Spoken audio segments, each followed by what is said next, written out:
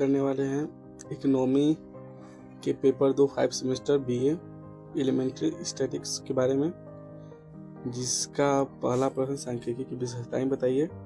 तो चले इसका उत्तर हम देख लेते हैं।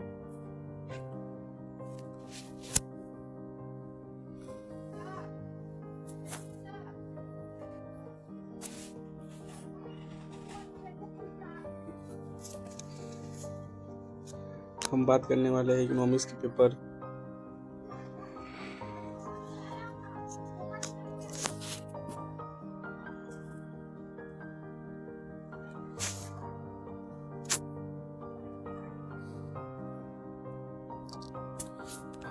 बात करने वाले बीए 5 सेमेस्टर इकोनॉमिक्स पेपर 2 के बारे में, जिसका नाम है एलिमेंट्री स्टैटिक्स। इसका पहला प्रश्न है हमारा अति लघु उत्तरीय प्रश्न, सांख्यिकी की विशेषताएं बताइए। तो चलिए हम इसका उत्तर देख लेते हैं। इसका उत्तर है हमारा कि सांख्यिकी गणित की वह शाखा है जिसमें आंकड़ों का संग्रहण, प्रदर्शन, वर्गीकरण और उसके गुणों के आकलन का अध्ययन किया जाता है। आंकड़ों के संकलन, संगठन, प्रस्तुतिकरण, विश्लेषण तथा अर्थ निर्णय में जो विधियां प्रयोग की जाती हैं उनका अध्ययन ही सांख्यिकी कहलाता है। यानी कि आंकड़ों को इकट्ठा करना और उनको जोड़ना, उनसे ज्ञात करना कि कहाँ पे क्या हुआ है, इसका विश्लेषण करना कि कितने जैसे कि मान लीजिए कि हमारे यहाँ जब कोरोना की लहर आई थी जिसमें बहुत लोग बीमार हुए थे, कई लोग मरे थे, तो उसमें किस राज्य में कितने लोग इसके वजह से मर रहे हैं और कितने लोग इससे पीड़ित है, इनके बारे में पता करना। जो इनका प्रशिक्षण हो रहा था, जितने भी आंकड़े निकल रहे थे वो सांख्यिकी के अंदर ही आते थे कि इस राज्य में इतने लोग बीमार है, उस राज्य में इतने लोग बीमार हैं, या गांव के स्तर पे, जिला के स्तर पे, आप इत्यादि की वजह से समझ सकते हैं। स्टैटिक्स शब्द की उत्पत्ति लैटिन भाषा के शब्द स्टेटस से हुई है, जिसका अर्थ होता है राजनीतिक राज्य। और बहुत पहले प्राचीन समय में इसे शासन कला विज्ञान समझा जाता था। तो पहले इसका क्षेत्र सीमित था, लेकिन अब इसका क्षेत्र व्यापक हो गया है। अब इसका प्रयोग अर्थशास्त्र, उद्योग, सामाजिक संरचना, प्रशासन, शोध आदि क्षेत्र में सांख्यिकी का प्रयोग किया जा रहा है। इसका प्रयोग राष्ट्रीय विकास योजना बनाने में कि पूरे भारत में इतनी जनसंख्या है, कितनी गरीबी है, कितने लोग गरीबी के स्तर से ऊपर हैं, उनके लिए क्या हम नियम बना सकते हैं, इन आंकड़ों का सहारा लेके वहाँ पर नियम बनाया जाता है। और उपभोक्ता कीमतों के सूचकांक में कितने लोग सिर्फ खाने वाले हैं, या वो किस संख्या का मिडिल क्लास का या अपर क्लास का। मिडिल क्लास में कई क्षेत्र आते हैं, upper middle class, lower middle class, middle class. तो इसमें से कौन कितना खा रहा है, यानी कितना, किसका उपयोग बहुत ज़्यादा है, किसका उपभोग बहुत कम है, तो यहाँ पे उसके बारे में कहा गया है। अब हमारी सांख्यिकी, हमारा जो पहला प्रश्न है लघु उत्तरीय प्रश्न, उसका भी यही प्रश्न सांख्यिकी क्या है। और हमारा जो दीर्घ उत्तरीय प्रश्न है पहला प्रश्न है, वो भी सांख्यिकी से रिलेटेड है, जिससे कि हमारे ये दोनों प्रश्न कवर हो गए। अब हम देखते हैं हमारा दूसरा प्रश्न, अति लघु उत्तरीय प्रश्न के अंदर बहुलक क्या है, इसके सामूहिक डाटा के सूत्र की व्याख्या कीजिए। तो चलिए हम इसका उत्तर देख लेते हैं।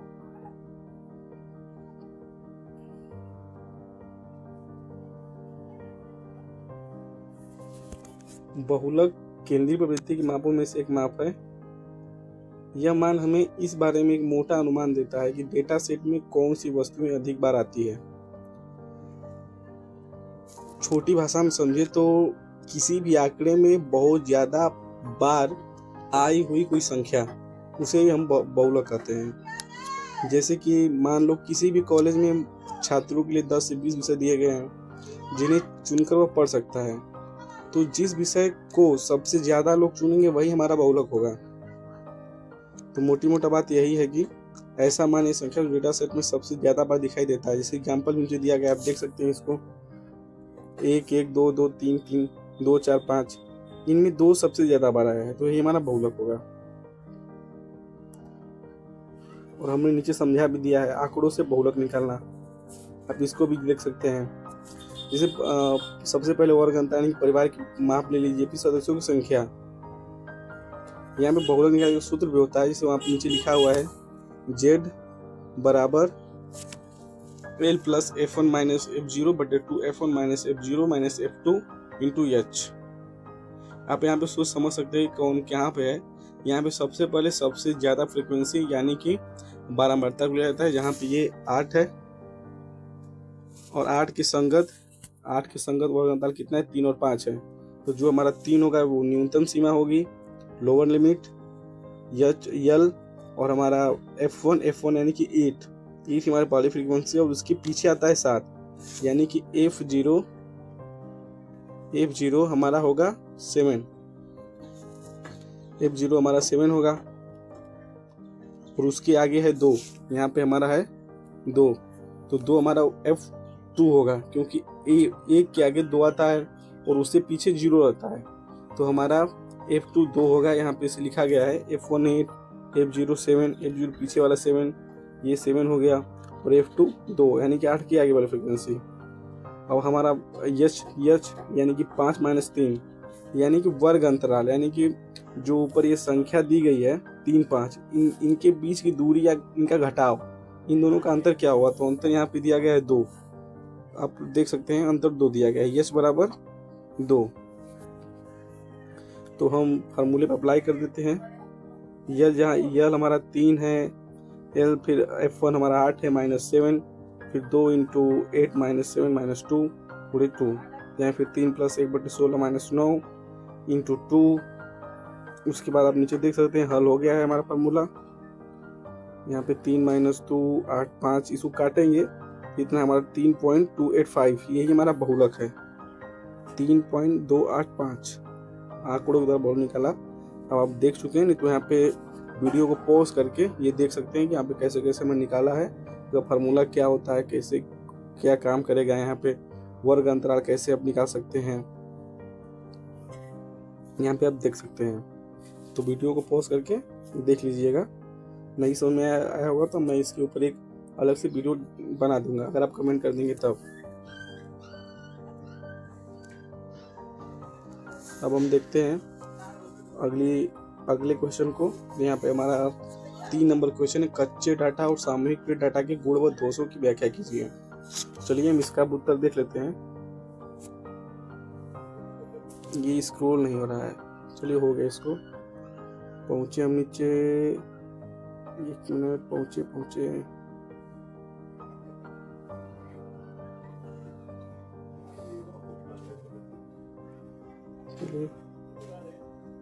नीचे पहुंच गए। यहाँ तीसरा हमारा क्वेश्चन क्या है, कच्चा डाटा और सामूहिक डाटा। तो कच्चा डाटा वह डाटा है जो किसी भी तरह से बदला नहीं गया हो, यानी कि जैसे जो लोहा होता है जिसे अभ्रक बोलते हैं हम, या अगर उसको पत्थर को पीस के जब वो निकाला जाता है वो कच्चा होता है। वैसे भी कोई डाटा या 100 में से अगर 20 लोग मरे हैं तो जो 20 लोग हैं वो कच्चा डाटा है हमारा, उसमें कोई भी संशोधन नहीं किया गया है। और उसमें पीड़ितों की संख्या को भी जोड़ दिया जाए, घायलों की संख्या को भी जोड़ दिया जाए तो भी संशोधन हटा हो जाएगा। तो यही कच्चा डाटा है कि 20 लोग मरे तो 20 लोग ही है। उसके बाद सामूहिक डाटा होता है हर जगह सूचना, यानी कि वो 20 लोग और जो घायल हुए हैं, जो पीड़ित हैं, उनके परिवारजन और कितने उम्र के थे, जगह, नाम, आंकड़े यहाँ पे नीचे लिखा भी गया है, इसको ध्यान से पढ़ लीजिएगा। चलिए अब हम अगला क्वेश्चन देखते हैं। हमारा अगला क्वेश्चन, स्तंभाकृति को प्रस्तुत करने का तरीका क्या है। तो यही है हमारा, आवृत्तियों को स्तंभों द्वारा प्रस्तुत करने का एक ही तरीका है। आप देख सकते हैं, हमने बहुत पहले से 7-8 में पढ़ा ही होगा। तो यही जो आपके सामने दिख रहा है ना, यही है। इसी तरह स्तंभ बना के हम संख्याओं को प्रदर्शित करते हैं, आंकड़ों को प्रदर्शित करते हैं। तो चलिए अब हम अगला क्वेश्चन देखते हैं। ये फिर हो गया, चलिए ऊपर जाते हैं। वो अब हमारा अगला क्वेश्चन देखते हैं।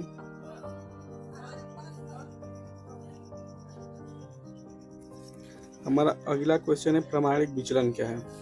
प्रामाणिक विचलन का मतलब ही होता है मानक विचलन। तो चलिए हम इसको भी देख लेते हैं। अब चलो नीचे देखो, हमने मानक विचलन वह सांख्यिकी है जो किसी डेटा सेट के उसके माध्य मान के सापेक्ष फैलाव को मापता है। जैसे 11, 14, 15, 17, 18 एग्जाम्पल्स आप समझ सकते हैं, क्योंकि ऐसे समझने डेटा सेट के उसके माध्यमान को सब फैलाव ये सब क्या है हमें भी समझ नहीं आता है, तो एग्जाम्पल से आप समझ सकते हैं, क्योंकि हमने भी एग्जाम्पल समझने की कोशिश की थी। तो इसका एक फार्मूला होता है जो नीचे लिखा गया है, उसको देख सकते हैं। बराबर जो है ना, करनी में सिग्मा एक्स आई माइनस म्यू, फिर दोनों का कोष्टक बंद है, स्क्वायर है यहाँ पी एन बटे एन, यही फार्मूला होता है इसका। तो यहीं भी देखिए जो 11, 14, 15, 17, 18 इन सबको जोड़कर जो मान देता है 15 आता है। अब यहाँ पे देखना होगा 15 से कौन ज्यादा है और कौन कम है, कितना ज्यादा है कितना कम है, यही सब हमको दिखना होता है, यानी कि 15 में से घटाना होता है हमको। तो आप यहाँ पे देखिए सबसे पहला काम है कि 15 में से घटा के स्क्वायर करना होता है, आप देख ही रहे हैं। तो यहाँ 15 में से 11 घटाएंगे तो 4 आएगा, और 4 के स्क्वायर क्या होगा 16। यहाँ पर 16 लिखा गया है, आप देख रहे हैं 16, ये 16 लिखा गया करनी के अंदर पहला। उसके बाद हम अगर 15 में से 14 घटाएंगे तो 1 आएगा, और एक का स्क्वायर कितना होगा 1 ही होगा। और 15 से 15 घटाएंगे तो क्या है वो 0, और 0 का स्क्वायर 0 होता है। और 17 में से 15 घटाएंगे तो क्या बचेगा 2, और 2 का स्क्वायर 4, जो यहाँ पर 4 लिखा गया है। प्लस 18 में से 15 घटाएंगे तो आएगा 3, और 3 का स्क्वायर 9, यहाँ पे भी 9 लिखा गया है, ये 9 लिखा गया है। और बटे की जितनी संख्याएं हैं, यानी n बराबर कितनी संख्या है 11, 14, 15, 17, 18 की 5 संख्या है, तो बटे के 5। अब इसको तोड़ने के बाद हमारा करने में 6 आएगा, और करने में 6 का मान होता है लगभग 2.44, तो यही हमारा आंसर है 2.44 हमारा आंसर है। तो ये अपना मानक विचलन। चलिए हम अगली संख्या देखते हैं, यानी 2.44 को शायद यह उसके माध्य मान के सापेक्ष फैलाव को मापता है, तो हो सकता है कि जो उसका माध्य मान है उसका उतना फैलाव हो, यानी कि 2.44 उसका फैलाव होगा, यानी कि 15 है तो फिर 17 तक जाएगा, और फिर अगर घटाएंगे तो फिर 14 के पास आएगा, इतने से फैलाव दिखा रहा है ये। चलिए तो हम अगला क्वेश्चन देखते हैं।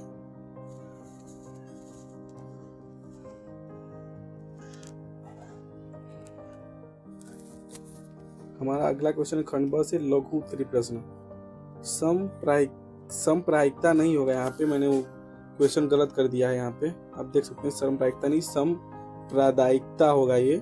तो आप यहाँ पे होगा समप्रादायिकता वक्र से आप क्या समझते हैं, समप्रादायिकता यही होगा, मुझे बोलने भी नहीं आ रहा है तो जीभ लपलपा रही है, तो उसके लिए माफ करना। अब चलो हम इसका उत्तर देखते हैं। सांप्रदायिकता का सांप्रदायिक नहीं होता है वैसे ही। चलिए तो हम इसका उत्तर देखते हैं।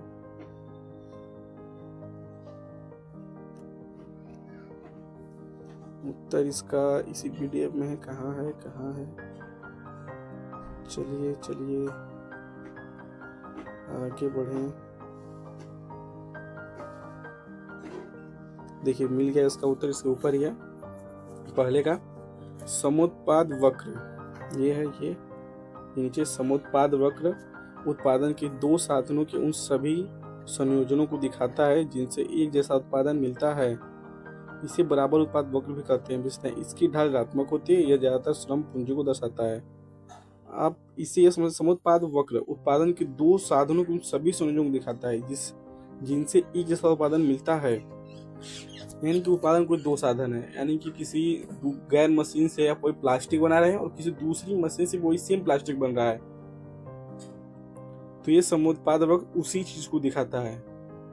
जैसे कि ये होती है जो खेत में खेती होती है जिसमें गेहूं उग रहा है, सब्जियां उगाई जा रही हैं, और जो चाइना में अदर तरीके से ऊपर कहीं कुछ खेती होती है, तो वो भी मतलब ये दोनों को ही नापता है कि इसमें कितना उत्पादन हो रहा है कितना घट रहा है, उनके बीच के संयोजन को दिखाता है। चलिए हम आगे बढ़ते हैं अब अगले क्वेश्चन की तरफ।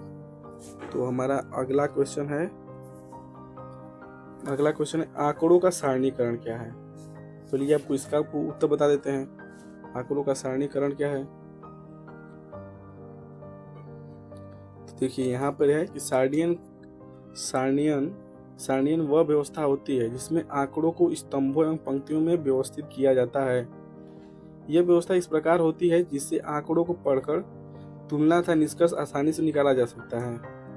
देखिए ये बात यहाँ पे सही लिखी गई है, क्योंकि हमें चित्रों के द्वारा ज़्यादा जल्दी समझ में आता है। यानी कि अगर चित्र के द्वारा हमें दर्शाया गया एक स्तंभ है कि ये 2019 में 10 लोग घायल थे या 10 लोग अमीर बन गए, और 2020 में वही एक लाइन से दिखा जाए कि 8 तक लाइन पहुंची तो 8 लोग बने। और फिर नहीं तो गरीबी के लिए दिखा देगा यही कि गरीबी का स्तर इतना 5 करोड़ है, 10 करोड़ है, 10 करोड़ लोग भूखे सो रहे हैं। तो हमें चित्रों के जल्दी समझ में आता है, इसलिए सारणियन का या सांख्यिकी व्यवस्था है, और इसलिए हमें बहुत जल्दी समझ में आता है। हो सकता है मैं आप सबको इतने अच्छे से नहीं समझा पा रहा हूँ, लेकिन मेरी वाणी मत जाइए, मेरी भावनाओं को समझे मैं क्या कहना चाहता हूँ। चलिए अब हम आगे बढ़ते हैं और उसका नेक्स्ट क्वेश्चन को देखते हैं। हमारा नेक्स्ट क्वेश्चन रुकिए आ गया। निम्नलिखित आंकड़ों का मध्यमान के सापेक्ष मध्यमान विचलन ज्ञात कीजिए। हमें इसका मध्यमान विचलन निकालना है। तो चलिए हमने इसको भी पहले ही लगा दिया है, नहीं तो यहाँ पर भी कहे तो अब हम लगा सकते हैं। चलिए हम दिखाते हैं आपको इसका आंसर, इधर ही होगा।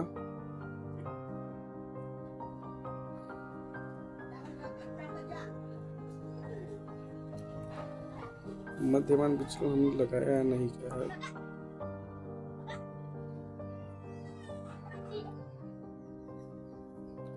चलिए हम आपको यही बता देते हैं, ये तो यहाँ पे लगाया होगा शायद, मुझे जहाँ तक उम्मीद है। नहीं, चलिए हम वही बता देते हैं आप लोग को।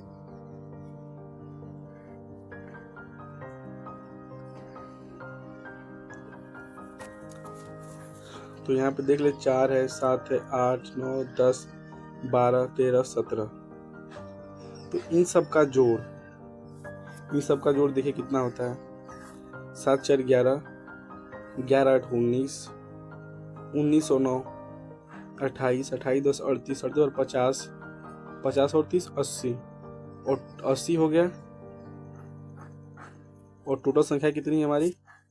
1 2 3 4 5, 1 2 3 4 5 6 7, 4 4 8 संख्याएं हैं, यानी कि इसका मध्यमान विचलन कितना होगा? 10 होगा। औसत ही निकालना है इसका, तो 3 नंबर सवाल का आंसर कितना होगा? 10 होगा।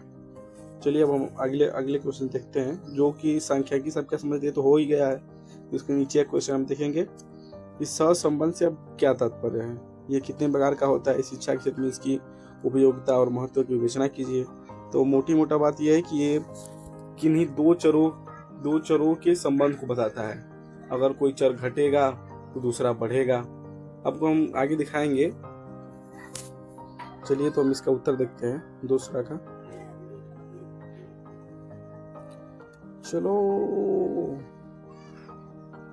चलिए हम आगे अपने पैराग्राफ के ऊपर। तो देखिए यहाँ पे लिखा ही गया है कि सहसंबंध वह माप है जिसके द्वारा 2 या 2 से अधिक चरों के संयुक्त संबंध का ज्ञान प्राप्त होता है। जिसके द्वारा 2 या 2 से अधिक चरों के संयुक्त संबंध का ज्ञान प्राप्त होता है। जैसे किसी कॉलेज में किन्हीं कॉलेज में कोई 2 विषय हैं, जो एक मैथ है एक साइंस है। तो आप ये समझ सकते हैं कि साइंस की स्टूडेंट को मैथ भी आता होगा थोड़ा बहुत, और दोनों के बीच कंपैरिजन करना होगा। तो यही सहसंबंध, मतलब यही बताता है सहसंबंध, आप समझ जाएंगे। नहीं तो सेम बीए में आपको कोई दिक्कत नहीं होगी लिखने में। ये मॉडल पेपर करके जाइएगा, आपको आइडिया लग जाएगा क्वेश्चन कहाँ से आया कैसा आएगा, और इसमें से ही करीब सारे क्वेश्चन आ ही जाएंगे। सारे करीब ऐसा ही होगा, थोड़ा बहुत 1-2 क्वेश्चन अलग आ सकते हैं, लेकिन डिट्टो इधर से ही आएगा। तो आपको घबराने की जरूरत नहीं है, आप बस इसको देख जाइएगा। आपके सामने वो जो हम आंसर लिख के छोड़ ही दे रहे हैं, हमारी आवाज़ समझ में नहीं आएगा तो आप इसको पढ़ सकते हैं वीडियो को पॉज करने के बाद। चलिए हम आगे बढ़ते हैं। सहसंबंध के 2 प्रकार होते हैं, जो प्रकार पूछा था, जो एक मात्रात्मक और दूसरा गुणात्मक। मात्रात्मक में धनात्मक है, ऋणात्मक है, शून्य है। गुणात्मक में रेखीय वक्रात्मक है।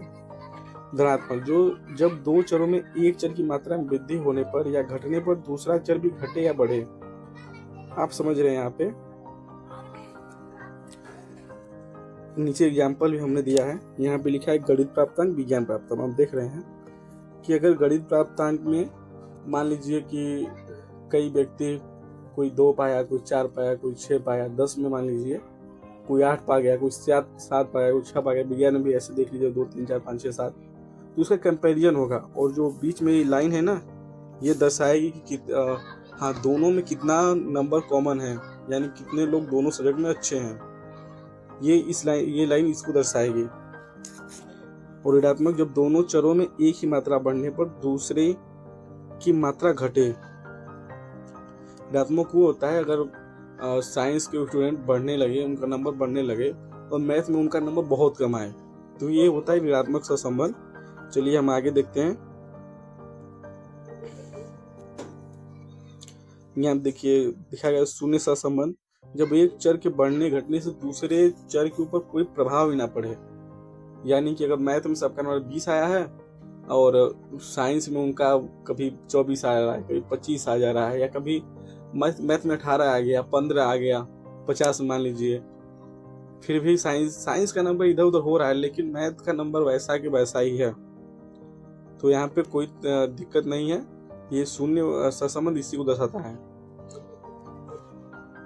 हाँ, और देखिए दूसरा एग्जाम्पल भी दिया है, जैसे शरीर की लंबाई बढ़ने घटने से शिक्षा पे कोई प्रभाव नहीं पड़ेगा। हाँ समझ रहे हैं, आप एग्जाम्पल देख लीजिए, सामने लिखा है शरीर की लंबाई बढ़ती है या घटे, इससे कोई फर्क नहीं पड़ता अभी दिमागी कंडीशन पे। और दिमाग जो शिक्षा है, अपने जितना पढ़ा है उतना ही आएगा आपको। लंबाई बढ़ने से शिक्षा नहीं बढ़ जाएगी। उम्र बढ़ने से भी हो सकता है थोड़ा बहुत प्रभाव पड़ जाए, लेकिन पढ़ना तो पड़ेगा ही, चाहे आप कौन से भी उम्र में हो। इसी बात हम देखते हैं गुणात्मक वाले में, जो कि है रेखीय सहसंबंध। जब दो चरों के प्राप्तांकों का ग्राफ एक सरल सीधी रेखा के रूप में बने तो उसे रेखात्मक या रेखीय सहसंबंध कहते हैं। आप समझिए, जब दो चरों के प्राप्तांकों का ग्राफ एक सरल सीधी रेखा के रूप में बने तो उसे रेखात्मक या रेखीय सहसंबंध कहते हैं। यानी कि मैथ और साइंस के स्टूडेंट लगभग मस्त हैं, यानी कि सेम नंबर पा रहे हैं, 50 नंबर में 40 नंबर दोनों ही पा रहे हैं, इसलिए ग्राफ सीधा बन रहा है। वक्रात्मक सहसंबंध, इस प्रकार के चरों में एक विशेष सीमा तक धनात्मक फिर ऋणात्मक सहसंबंध होता है। यानी कि मान लीजिए कि आपका टेस्ट हुआ, हर हफ्ते टेस्ट हो रहा है, महीने में आपने 3 बार धनात्मक पा लिया, उसके बाद फिर जब भी अगले महीने में हुआ आप घटते जा रहे हैं। जिसे वहाँ पे आयु और स्मरण शक्ति का एग्जाम्पल दिया गया और हम आपने ऐसा एग्जाम्पल देके दिखा दिया। अब इसको निकालने का देखिए हम तरीका दिखा रहे हैं, कि स्पेयरमैन विधि भी है, तो आप इसको यहाँ से समझ सकते हैं। देखिए स्पेयरमैन विधि, जो रो है, जो इसको पी जो लिखा है ना उसको रो बोलते हैं, तो इसका एक सूत्र होता है रो बराबर I-6 सिग्मा डी स्क्वायर बटे n कोष्टक में n² -1। यहाँ पे पी सहसंबंध गुणांक होता है, यानी कि इसको हमको इसको ही निकालना है। फिर सिग्मा डी स्क्वायर क्रमों के अंतरों के वर्गों का योग, n कुल छात्र की संख्या। अभी हम देखिए क्रम कितना है, छात्र 10 छात्र हैं, यहाँ पे 10 छात्र हमारे लिखे गए हैं। ये देखिए झटक दिया ना। चलिए हम आगे जाते हैं, फिर से वहीं पे पहुंचेंगे, हम आपको समझा देंगे, इसको कोई दिक्कत नहीं है। ये थोड़ा मोबाइल छोटा है ना, फंस रहा है। चलिए, तो हमने आपको सूत्र वहाँ पे देखिए, ये सूत्र है सामने, और यहाँ पे जो ये है हम इसको दिखा दे रहे हैं ध्यान से आपको, कि ये देखिए सूत्र हो गया, यहाँ पे पी सहसंबंध गुणांक, यहाँ पे सिग्मा डी स्क्वायर क्रमों के अंतरों का योग, ये हमारा कुल छात्र की संख्या। यन जहाँ भी दिया हो वो समझिए वो संख्या की तरफ ही इशारा करता है, ये साफ मतलब इसका। और यहाँ पे देखिए टोटल 10 छात्र हैं, और इन्होंने कोई 27 पाया, गणित में कोई 26 पाया, कोई गणित में 24 पाया, कोई 36 पाया। आप यहाँ पे समझ सकते हैं कि धनात्मक क्या है। अगर आपने गणित में 24 नंबर पाया, लेकिन साइंस में आपका 36 नंबर है, तो ये क्या है, ये ऋणात्मकता को दिखा रहा है, क्योंकि आपने 36 नंबर पाया है और डायरेक्ट इतना नीचे आ गए, ऋणात्मक सहसंबंध को दर्शा रहा है। यहाँ पे ये देखिए 25, 35, देखिए 16, 22, 17, 23, 20, 23, 38। तो यहाँ पे हमें सहसंबंध निकालने के लिए सबसे पहले रैंक के अनुसार व्यवस्थित करना पड़ेगा। गणित में सबसे ज्यादा नंबर किसने पाया है, तो यहाँ पे देखिए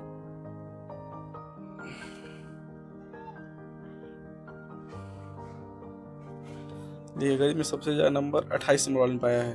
जिसको रैंक 1 मिला है, और यहाँ पे इसके पास 27 नंबर है जिसको रैंक 2 मिला है। यहाँ पे फिर 24, ऐसे ही रैंक के अनुसार देखिए 14 नंबर इसको रैंक 10 मिला है, सबसे कम नंबर यही पाया है और 10वें नंबर पे है। दिए 10 छात्रों के बीच कंपटीशन से बाद रैंक 2 सेम वैसे ही बांटा गया। यहाँ पे सबसे ज़्यादा देखिए 36 नंबर है शायद, हाँ, तो ये इसको देखिए पहला रैंक मिला है। बट इसके बाद देखिए हमारा 35 नंबर है, इसको दूसरा रैंक मिला है। और इन्हीं रैंकों के बीच का अंतर होता है डी। देखिए 2 में से 6 गया -4, यहाँ पे 4 में से 1 गया 3, यहाँ पे 3 में से 2 गया 1, 9 में से 8 गया 1, 8 में से 7 गया 1, 6 में से 4 गया 2, 5 में से 3 गया 2, 7 में से 10 गया -3। ये देखो हम पहले क्रम को यानी कि रैंक को घटा रहे हैं, इसके बाद इन्हीं के स्क्वायर करेंगे। -4 का स्क्वायर क्या होगा 16 होगा, 3 का स्क्वायर 9, 1 का स्क्वायर 1 1 1, या -8 का 64 होगा। अब इन सब को जोड़ेंगे तो पता चल गया कि 134 हमारा डी स्क्वायर है। तो हमने डी स्क्वायर का मान क्या रखा, सिग्मा डी स्क्वायर, यानी सिग्मा का मान ही होता है जोड़ना। तो यहाँ पे हमने डी स्क्वायर का मान क्या रखा 134। यहाँ पे नीचे अप्लाई किया गया, इसको देखिए ध्यान से। देखिए ये जो है ना ये आई नहीं है, शायद 1 है ये, हाँ तो गलती होगी मुझसे वहाँ पे, तो ये 1 है। तो इसको 1 - 6 गुणे 134, क्योंकि कुछ किसी चीज़ का चिन्ह नहीं होता तो माइनस का चिन्ह होता है, यानी कि मल्टीप्लाई का चिन्ह होता है। तो वहाँ पे देख लीजिए 6 गुणे 134 बटे n, हमारा टोटल संख्या कितनी है 10, और 10 का स्क्वायर करेंगे 100 होगा, और 100 में से 1 घटाएंगे 99। तो यहाँ पे 99 लिखा गया है, इसको देख लीजिए। और इसके बाद इसको हल करेंगे तो हमारा टोटल 1 - 8 से 4 को काटेंगे, देखिए गुणा हो गया, और इसका 134 का 6 में गुणा होगा तो 1 - 8 × 4 बटे 990 आ गया। इसके बाद यहाँ का अगर लॉसर लेंगे 990 का, तो 990 - 804 बटे 999, इसको घटाएंगे तो हमारा टोटल कितना होगा 186 बटे के 990, इसको काटेंगे 93 बटे के 495। इसका मतलब हमारा टोटल आंसर कितना है 0.18। ये हमारा आंसर है, यानी कि इसमें 0.818 लोग जो हैं, यानी कि लगभग 2 लोग ये अच्छे हैं, यानी कि ये मैथ में भी अच्छे हैं और साइंस में भी अच्छे हैं। तो आप समझ गए हैं कि सहसंबंध गुणांक क्या होता है, कैसे निकाला जाता है, आपको सीधे पता चल गया। चलिए हम अगला क्वेश्चन देखते हैं। देखिए लैग कर रहा है बहुत ज़्यादा, चलिए हमारा देखिए लास्ट क्वेश्चन बताएं जो 3 नंबर है। ये निम्नलिखित वितरण का माध्यम, मध्याह्न और बहुलक ज्ञात कीजिए। यानी कि हमें माध्य निकालना है, मध्यिका निकालनी है, और हमें निकालना है बहुलक। इस सवाल का हमें तीनों चीज निकालना है। चलिए हम आपको नीचे दिखाते हैं। ये सवाल मैंने लगा पहले से ही रखा है। चलिए यहाँ पे देखिए, ये हमारा वर्ग अंतराल है 40 42। देखिए सवाल है, पूरा बारंबारता भी दिया गया है। ये बारंबारता है, ये तो वर्ग अंतराल है। और ये देखिए जो एक साई होता है ना, ये होता है मध्यमान, यानी कि वर्ग अंतराल के बीच की संख्या। देखिए 40 और 42 के बीच संख्या क्या होगा 41। यहाँ पे देखिए 37 और 39 के बीच की संख्या क्या होगी 38, और 34 और 36 के बीच संख्या होगी 35। ऐसे ही देखिए 19 21 के बीच संख्या क्या होगी 20। तो हमने एक साई निकाला, और हमें बारंबारता निकालने के लिए मध्यमान बारंबारता गुणा करने के बाद जितनी भी संख्याएं आती है, जैसे देखिए 41 × 5 ये 205 है, 6 × 38 ये 228 है, 9 × 35 ये 215 है। आप यहाँ पे देख रहे हैं। वैसे ही सबका गुणा करने के बाद इसका हम टोटल निकालेंगे। टोटल इसका होगा 1533, जो कि यहाँ पे देखिए माध्य निकाल रहे हैं हम, तो यहाँ पे लिखे हैं, देख लीजिए यहाँ पे देखिए। और इसका फार्मूला होता है बार x बराबर सिग्मा fxi बटे सिग्मा f। तो यहाँ पे देखिए 1533, तो हमने इसको जोड़ दिया, और बारंबारता यानी फ्रीक्वेंसी को जोड़ने के बाद हमारा जो आंसर होगा वो होगा 48। तो हम सिग्मा fxi की जगह 1533 रखेंगे, और ये बटे के 48, सिग्मा f की जगह 48। अब दोनों का भाग देने के बाद, काटने के बाद हमारा आंसर होगा 31.937। तो यही हमारा माध्य है। अब हम सीखेंगे माध्यिका निकालना। चलिए हम आपको माध्यिका निकालना ही बताते हैं। माध्यिका निकालने के लिए हमारा एक फार्मूला होता है, जो यहाँ पे आप देख सकते हैं, यहाँ पे लिखा गया है। ये m बराबर L plus N by two minus C बटे एफ इंटू आई। आप यहाँ पे देख सकते हैं फार्मूला ये लिख लिया होगा। यहाँ पे जो लिखा है formula L plus N by two minus C बटे एफ इंटू आई। चलिए हम सवाल लगाते हैं। यहाँ पे देखिए एल निकालने के लिए हम सबसे पहले हम निकालेंगे n बाई टू यानी कि मध्यिका। तो हमारा n बाई टू निकालने के लिए हमें संचयी बारंबारता निकालनी पड़ेगी, जो यहाँ पे हमने लिखा है संचयी बारंबारता। ये आप देख रहे हैं। देखिए हमें पहले ये सब ग्रेड साफ कर लेने दीजिए। 1 2 3 1 2 3 1 2 3 1 2 3 हो गया। ये साफ हो गया। अब हम आपको बताते हैं संचयी बारंबारता कैसे निकालते हैं। तो ये जो बारंबारता है ना, ये 5 में 6 जोड़ो। देखो यहाँ 5 लिखा गया है, 5 में 6 जोड़ दो 11 हो जाएगा। फिर 11 में 9 जोड़ दो 20 हो जाएगा। 20 में 10 जोड़ दो यहाँ पे 30 हो जाएगा। 30 में 7 जोड़ दो यहाँ पे 37 हो जाएगा। 37 में 5 जोड़ दो यहाँ पे 42 हो जाएगा। 42 में 4 दो यहाँ पे 46 हो जाएगा। और 46 में 2 जोड़ यहाँ पे 48 हो जाएगा। यानी कि यही से हमारी संचयी बारंबारता होती है। यानी कि जो 48 है यही हमारा टोटल ये हमारा पद है। यहाँ पे मध्यिका का पद जो n होता है यहाँ पे 48 है। तो हम आप जानते हैं कि हमें औसत निकालने के लिए उसमें 2 का भाग देना होता है।